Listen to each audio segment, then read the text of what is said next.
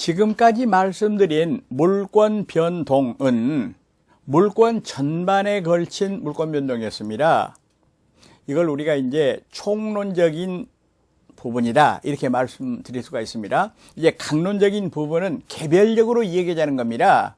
그러면 앞에서 제가 말씀드릴 때 민법에 8가지 물권이 나와 있는데 그 중에서 한 가지를 빼버린다 그랬습니다. 질권을 빼버린다. 왜냐? 시험 범위가 아니기 때문에 동산에만 적용되기 때문에 그래서 빼버립니다. 그러면 7가지가 되겠네요. 그래서 우선 우리가 물권 강론 그래 봅시다. 7가지를 말씀드리는데 순서대로 점유권, 소유권, 지상권, 지역권, 전세권, 그리고 유치권, 저당권을 차례로 말씀드리되 이번 강좌는 점유권 첫 번째 강좌가 되겠습니다. 제55강입니다. 예고 말씀대로 점유권 시작하겠습니다.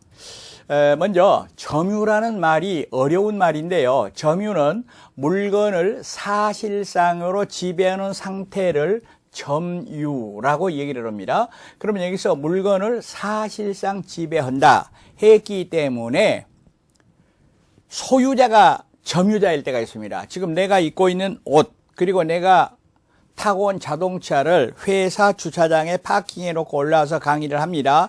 이랬을 때 그 자동차도 내가 점유하는 겁니다. 내가 권리자로서, 소유자로서. 그런데 예를 들어서 갑은 남의 아파트를 빌려서 거기서 살고 있다면은 소유자 아니지만은 임차권자로서 점유를 하는 겁니다. 그리고 더 나가서 지상권자도 점유를 합니다. 그런데 어떤 사람은 예컨대 을은 남의 물건을 도둑질해 가지고 남의 카메라를 도둑질해 가지고 목에 걸고 차고 다니면서 목에 걸고 차고 다니는 게 점유 상태입니다. 그러면서 자기 것처럼 경치를 촬영하고 사용을 합니다. 그 사람도 점유자입니다. 그럼 여기서 사실상 점유라는 거는 정당한 권리가 있건 없든 따지지 않고 사실상으로 지배한다 라는 얘기가 되겠습니다. 그럼 거기는 두 가지가 있네요.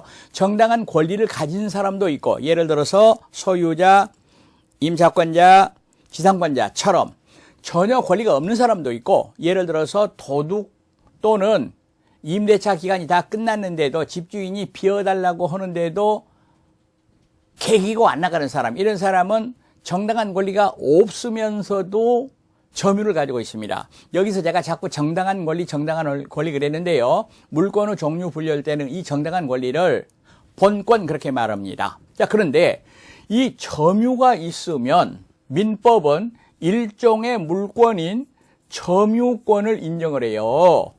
점유, 이것이 그러니까 요건이고 점유권이 효과고 이렇게 우리가 얘기할 수가 있다는 얘기입니다. 그럼 이렇게 되겠네요. 도둑놈이 남의 물건을 훔쳐가지고 남의 카메라를 찍고 다닙니다. 그런데 예를 들어서 얘기할 때 제2의 도둑이 와서 그 카메라를 뺏으려 그러면은 자기 거 아니니까 뺏길 수밖에 없냐. 그렇지 않습니다. 그 도둑하고 격투를 해가지고 물리칠 수가 있습니다. 이거를 점유보호 청구권이라고 말하는데 도둑의 점유는 정당한 점유가 아닌데도 불구하고 점유권이 인정된다는 얘기입니다. 다시 물건에 대한 사실상의 지배 점유를 법률 요건으로 해서 법률 효과가 생기게 돼 있는데 이런 제도를 전부 다 합쳐가지고 우리가 점유제도라고 얘기를 한다는 거죠. 그러면 점유권과 점유의 성립이랬는데요. 여기서 점유가 성립하면 그로부터 점유권이 생겨납니다. 즉 점유제도입니다. 이랬을 때 민법 규정을 보았더니 민법은 이렇게 정리를 하고 있습니다. 물건을 사실상으로 지배하는 그런 상태를 가리켜서 점유라고 하더라 입니다. 여기서 사실상 지배라는 것은 법률상 지배 아니다. 다시 말하면 본권이 있든지 없든지 상관없이 지배하는 경우가 될 것이다 이 말입니다. 그러나 여기서 사실상의 지배는 어느 정도의 계속성이 있어야 돼요. 계속성. 흔히 우리가 이렇게 말하죠. 공원에 가서 오후에 벤치에 앉아 있다. 그러면 벤치에 앉은 사람이 그 벤치의 점유자라고 볼 수 있는가? 그렇지 않다. 이런 얘기죠. 그런데 사실상의 지배, 이게 어느 정도 계속성 있는가에 대하여 뭐 우리가 더 들어갈 필요는 없습니다만은 판례 하나를 우리가 이야기할 필요가 있습니다. 타인의 토지 위에 건물을 소유한 자는 그 토지의 점유자이다. 요 판례는 꼭 알으셔야 됩니다. 그러면 예를 들어서 갑의 땅이 있는데 을이 예를 들어서 임차권이나 지상권 없이 건물을 이렇게 지어가지고 있었다. 그 연유는 알 수가 없죠. 그랬을 때는 을은 이 건물 점유 말고 이 토지에 대한 점유자이다. 그 말입니다. 만약에 이게 이제 20년 이상 평원, 공연, 자주점유가 계속됐다면은 취득시효 문제가 생기는 겁니다. 다시 건물은 소유이지만은 그 건물을 소유할 그 땅을 아무런 권한이 없다 하더라도 토지를 점유하는 상태다라는 거 알아두시기 바라겠습니다. 다음으로 점유권과 점유할 권리는 다른 것이다. 그러면 예를 들어서 도둑은 점유권이 있어요. 그러나 점유할 권리는 없다 하는 거 우리가 금방 이해하실 수가 있을 겁니다.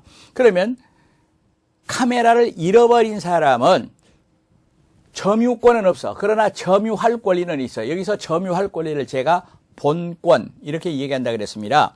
그리고 점유가 성립하기 위한 요건으로는 점유 설정 의사가 필요하다라고 말을 합니다. 그러나 여기서 점유 설정 의사는 의사 표시에서 말하는 효과 의사하고는 다릅니다. 따라서 어린 아이나 예를 들어서 말하면은 제한 능력자, 예를 들어서 말하면 피성년 후기한인, 피한정 후기한인 이런 사람도 훌륭하게 점유를 가질 수 있습니다. 예를 들어서 어린아이가 자기 장난감을 가지고 놀고 있다. 그거는 점유가 성립합니다. 의사표시는 아니지만은 불완전하지만은 점유 설정 의사. 따라서 우리는 점유 설정 의사를 자연적 의사라고 얘기를 합니다. 여러분, 사실상의 지배 이 판례 하나를 찍어두고 여기에 너무 깊이 들어갈 필요는 없다 할 것입니다. 다음으로 점유 관념화라는 게 있습니다. 그러면 이게 무슨 얘기인 거니까 물건을 사실상으로 지배하는 사람은 소유자든 임차인이든 더 나아가서 도둑이든 모두가 다 점유자인데 사실상의 지배가 있으면서도 점유자 아닌 경우가 있고 사실상의 지배가 없으면서도 점유인 경우가 있습니다. 그러니까 점유가 관념화됐다 이거를 말합니다. 그럼 먼저 실력 행사는 있으나 점유가 인정되지 않는 경우가 있습니다. 이걸 가리켜서 우리는 점유자라고 말하지 않고 점유 보조자라고 얘기를 합니다. 간단하게 한번 그림을 그려보겠습니다. 여기에 어떤 주인이 있습니다. 안방 마님이 있습니다. 그런데 여기에 예를 들어서 운전기사가 있다 그럽시다. 운전기사. 부잣집인가 봐요. 그러면 여기서 자동차를 말이죠. 실질적으로 운전하고 또 세차하고 이런 거는 운전기사가 합니다. 그러나 잘 들으세요. 이때 점유자는 갑뿐이고 운전기사는 점유자가 아닙니다. 그럼 이 사람을 뭐라고 부르느냐? 점유보조자라고 부릅니다. 그러면 이거를 일반 명제로 얘기를 해보면 민법 규정 그대로 얘기를 해보면은 타인의 지시를 받아서 물건을 사실상으로 지배하고 있는 자가 있을 때에는 그 타인만, 이 타인은 갑을 말합니다. 타인만 점유자라고 말을 합니다.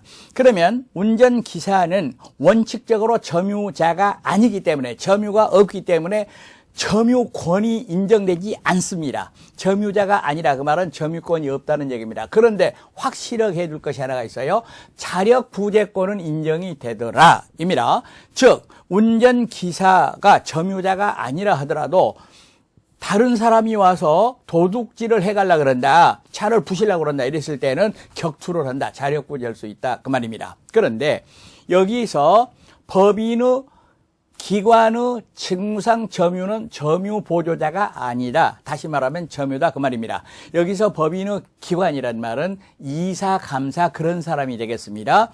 그러니까 주인 일을 하고 있는 운전기사하고 회사의 이사는 다른 입장이다 이렇게 보시겠습니다. 다음으로 실력 행사는 없으나 점유가 인정되는 경우 첫 번째가 간접점유라는 게 있습니다. 간접점유. 그리고 여기서 간접점유를 일어나게 하는 관계를 점유 매개 관계라고 얘기를 합니다. 예를 들어서 갑이 을한테 아파트를 세내줬어요. 이랬을 때는 실제로 살고 있는 사람은 을, 아파트 소유자는 갑인데 잘 들으세요. 이 을을 직접 점유자 이렇게 말하는데 갑을 간접 점유자 이렇게 말하는데 아까와 달라서 이거는 갑도 점유자, 을도 점유자라는 거 확실하게 두셔야 됩니다. 이때 갑을 간접 점유, 을을 직접 점유 이렇게 얘기를 합니다. 그리고 갑을 간의 관계를 점유 매개 관계라고 얘기를 합니다. 여기서 점유 매개 관계는 중첩적 두 개가 성립할 수도 있어요. 을이 갑의 동의를 얻어가지고 병한테 빌려줬을 때는 이것도 점유 매개, 이것도 점유 매개가 된다 이 말입니다. 간접 점유. 그러면 여기서 의미가 있는 것은 갑은 실질적으로는 그 집에 살지도 않으면서 점유자가 됐다 그 말입니다. 이랬을 때 중요한 것은 직접 점유자는 간접 점유자에게 점유 보호 청구권이 있다는 얘기입니다. 다시 말하면 갑이 을에게 내주고 나서 다시 자기가 그거를 사용하려고 문 열고 들어온다. 안 된다 이 말입니다. 점유 보호 나가 이렇게 말할 수 있다 이 말입니다. 그러나 간접 점유자는 직접 점유자에게 점유 보호 청구권이 인정되지 않는다라는 얘기입니다. 그리고 직접 점유자가 이미 양도를 해버리면 간접 점유자의 점유